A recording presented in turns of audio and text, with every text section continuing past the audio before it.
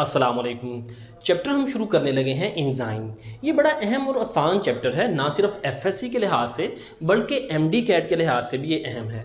Enzyme दरअसल protein है, बल्कि आप इसको कहें मोस्ट इम्पोर्टेंट प्रोटीन है, क्योंकि एंजाइम के बगैर शायद ज़िंदगी मुमकिन ही ना हो। अगर एंजाइम की हम डेफिनेशन देखें तो enzyme are the globular protein, यानी इसमें सेकेंडरी और टर्शरी स्ट्रक्चर होता है। प्रोटीन के स्ट्रक्चर में हम देख चुके हैं, ये ग्लोब्यूलर प्रोटीन है। Which act as a catalyst, ये कैटालिस्ट के तौर पे काम करते हैं। देखें केमिस्ट्री के अंदर आपने केमिकल रिएक्शंस देखें, ये केमिकल रिएक्शन है, तो ये जो एरो है, एरो के ऊपर जो सब्सटेंस जो कंपाउंड लिखे होते हैं वो कैटालिस्ट होते हैं। उनका ना तो रिएक्टेंट के साथ कोई ताल्लुक होता है और ना ही प्रोडक्ट के साथ, बल्कि वो केमिकल रिएक्शन को स्पीड अप करते हैं, यानी केमिकल रिएक्शन की एफिशिएंसी बढ़ाते हैं। बिल्कुल इसी तरह एंजाइम भी दरअसल क्या है, ये कैटालिस्ट है। Increase the efficiency of biochemical reaction, ये बायोकेमिकल रिएक्शन की एफिशिएंसी यानी कारकर्दगी बढ़ाते हैं। अब बायोकेमिकल रिएक्शन क्या है? बायोकेमिकल रिएक्शन कहते हैं जो जिंदा जानदारों के अंदर होने वाले केमिकल रिएक्शन, उनको हम कहते हैं मेटाबॉलिज्म।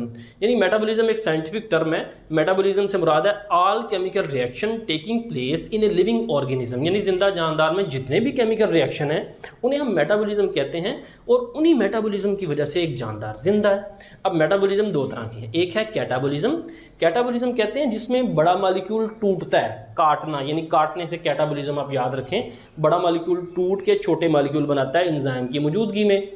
जबकि एनाबॉलिज्म के अंदर क्या होता है, छोटे मॉलिक्यूल मिलकर एक बड़ा मॉलिक्यूल बनाते हैं। मसलन फोटोसिंथेसिस में अगर आप देखें तो कार्बन डाइऑक्साइड और ऑक्सीजन मिलकर ग्लूकोज बनाते हैं, तो ये एनाबॉलिज्म है। जबकि रेस्पिरेशन में अगर आप देखें तो ग्लूकोज टूटता है कार्बन डाइऑक्साइड और ऑक्सीजन में, ये एक कैटाबॉलिक रिएक्शन है। अब सारे के सारे एंजाइम प्रोटीन के बने होते हैं, सिवाय एक ग्रुप ऑफ एंजाइम। वो कौन सा है? वो है राइबोजाइम।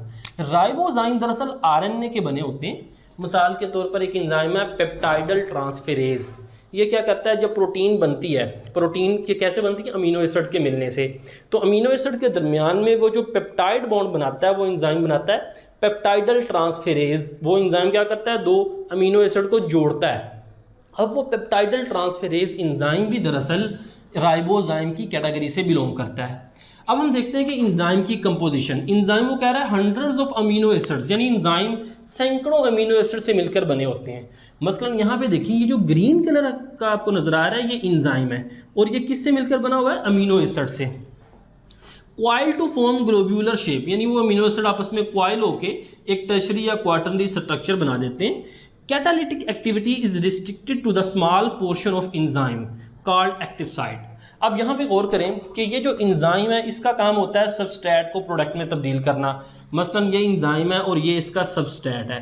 ये सबस्ट्रेट एंजाइम, ऐसा नहीं है कि ये सबस्ट्रेट कहीं पे भी आके अटैच हो जाए तो एंजाइम उसको प्रोडक्ट में बदल देगा, नहीं, बल्कि एंजाइम के एक स्पेसिफिक पोर्शन, एक ख़ास छोटा सा हिस्सा होता है जहाँ पे अगर आके सबस्ट्रेट अटैच होगा तो केमिकल रिएक्शन होगा।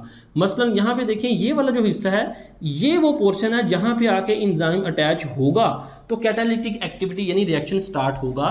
तो इस हिस्से को, इस पोर्शन को हम कहते हैं एक्टिव साइट। एक्टिव साइट कहते हैं या आप इसको एक्टिव सेंटर कहते हैं। यहाँ पे यही कह रहा है कि वो जो कैटालिटिक एक्टिविटी है वो एंजाइम के तमाम सिर्फ रिस्ट्रिक्टेड, महदूद है। कहाँ पे? एक्टिव साइट पे। और वो एक्टिव साइट पे सिर्फ चंद एक फ्यू अमीनो एसिड होते हैं, कंटेन फ्यू अमीनो एसिड, यानी एक्टिव साइट में फ्यू अमीनो एसिड हैं, कितने? 3 से 12 तक, यानी सैकड़ों में से एक्टिव साइट में सिर्फ 3 से 12 अमीनो एसिड हैं। बाकी जो अमीनो एसिड हैं वो इस एंजाइम का ग्लोब्यूलर स्ट्रक्चर, यानी इसका जो 3 डायमेंशनल स्ट्रक्चर है उसको मेंटेन करने में इस्तेमाल होते हैं।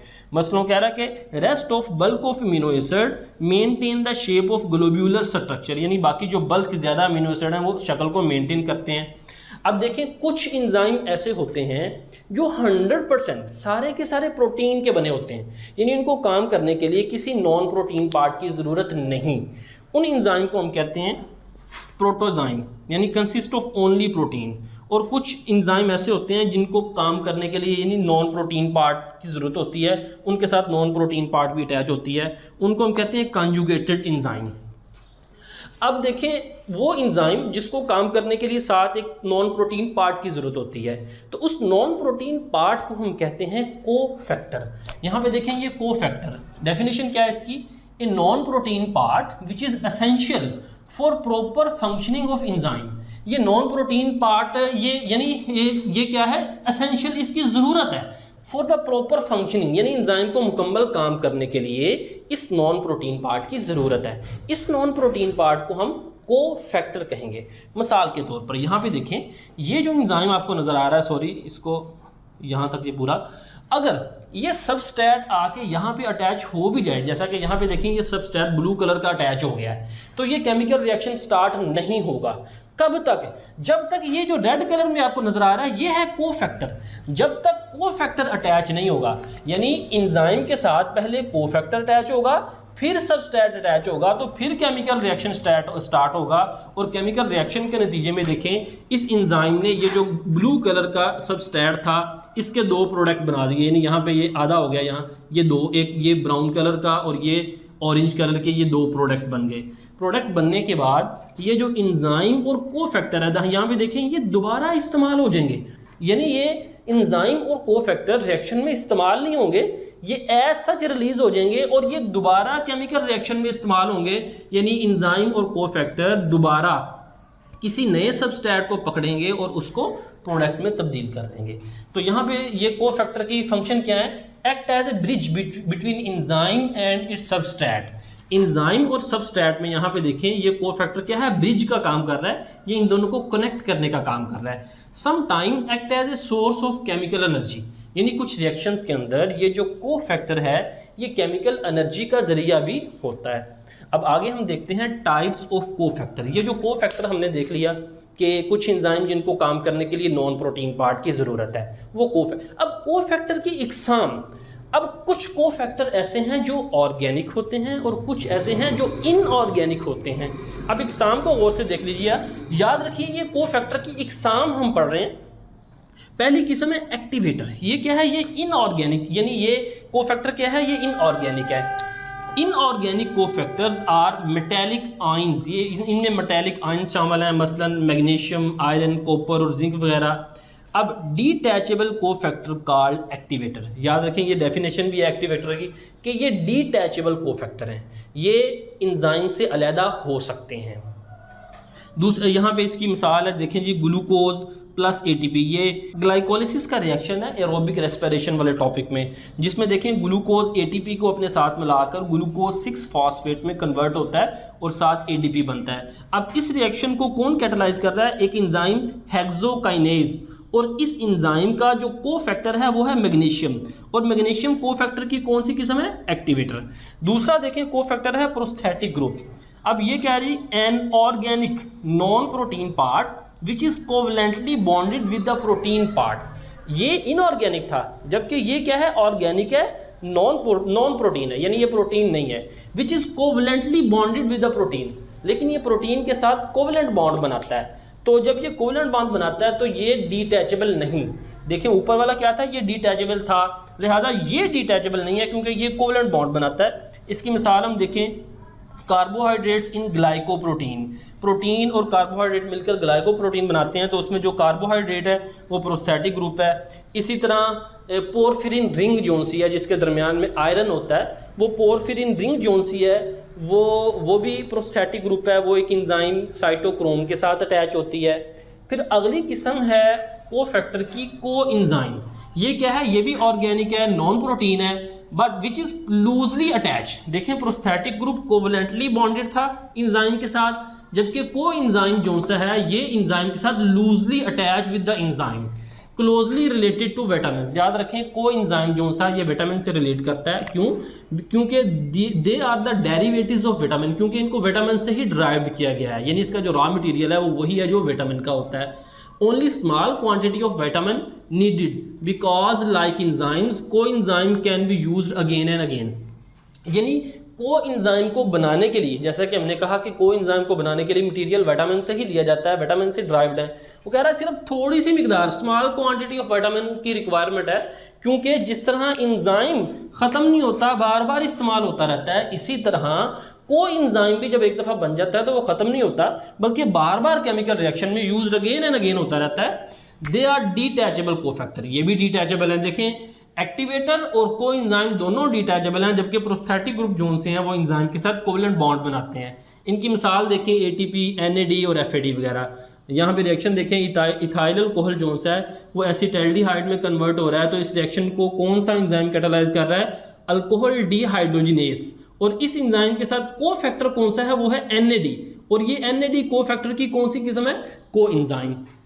आगे हम देखते हैं कि को फैक्टर की मौजूदगी या गैर मौजूदगी की बुनियाद पर एंजाइम की दो इकसाम है, एक है एपो एंजाइम और एक है होलो एंजाइम।